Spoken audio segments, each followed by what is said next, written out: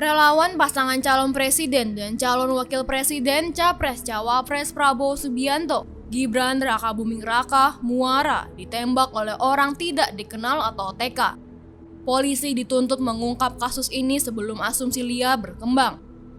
Peristiwa penembakan terjadi pada Jumat 22 Desember 2023 sekitar pukul 9.30 waktu Indonesia Barat. Kala itu, Muara sedang mengobrol santai dengan 3 temannya di depan sebuah toko di Sampang, Madura. Tiba-tiba, 2 orang misterius mendatanginya dengan sepeda motor. Muhlis, adik korban, mengungkapkan 2 orang itu bertubuh kekar. Pelaku juga disebut menggunakan pakaian serba hitam, penutup wajah dan helm. Pria berusia 49 tahun itu pun dilarikan ke RSUD Dr. Sutomo, Surabaya. Kondisi Muara saat ini mulai membaik. Sementara kedua pelaku kini masih diburu polisi. Tim Kampanye Nasional atau TKN Prabowo Gibran mengecam adanya aksi penembakan misterius ini. Mereka juga prihatin dengan kondisi Muara dan akan membentuk tim pencari fakta untuk mengungkap peristiwa itu.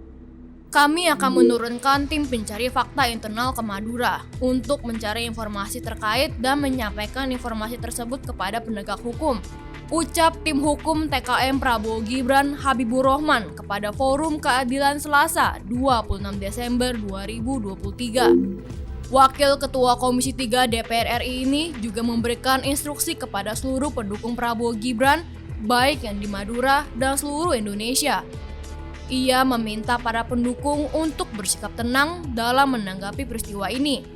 Kita serahkan persoalan ini kepada aparat penegak hukum agar bekerja sesuai dengan ketentuan hukum dan perundang-undangan yang berlaku.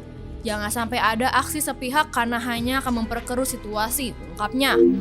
Kriminolog Universitas Indonesia atau UI, Arthur Josia Simon Runturambi, juga sependapat. Menurutnya, penembakan terhadap relawan ini belum tentu dilatar belakangi oleh motif politik. Kalau saya melihat peristiwanya, harus diketahui dulu motif dibaliknya, entah itu ekonomi, politik, atau pribadi. Jadi mesti harus melakukan pendalaman dulu. Tidak sesimpel itu menerka ini motifnya politik atau kriminal biasa, katanya kepada Forum Keadilan Selasa 26 Desember. Namun, Simon menegaskan kepolisian harus segera mengungkap motif dibalik penyerangan tersebut. Jika tidak, peristiwa itu mungkin akan dikaitkan dengan politik dan menimbulkan beragam asumsi liar di masyarakat. Untuk mengungkap kasus ini, kata Simon, polisi dapat melihat kapan waktu kejadian dan alat yang pelaku gunakan. Lalu kita bisa lihat juga peralatan yang digunakan, ada senjata api.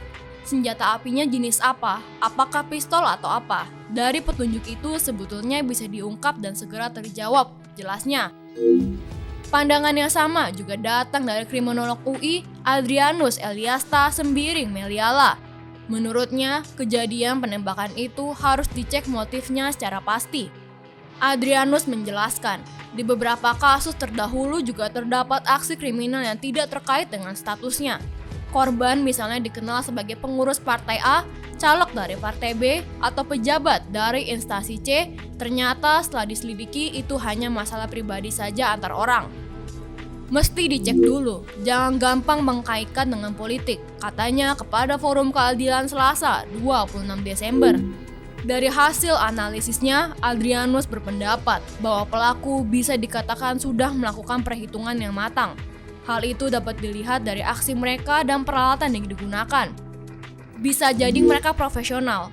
Pelaku kan membawa senjata api, bisa menembak dari jarak beberapa puluh meter. Lalu langsung lari dan dibantu motor pula. Itu semua perhitungan yang matang, lanjutnya. Ia meyakini kepolisian bisa segera mengungkap peristiwa penyerangan tersebut, supaya tidak banyak spekulasi di publik yang mengkait-kaitkan dengan pihak tertentu. Kalau motifnya pidana biasa, pasti itu diungkap. Tetapi bukan berarti motif politik tidak bisa diungkap. Biasanya perlu pembuktian dan konstruksi sangkaan lebih jelimet, tutupnya.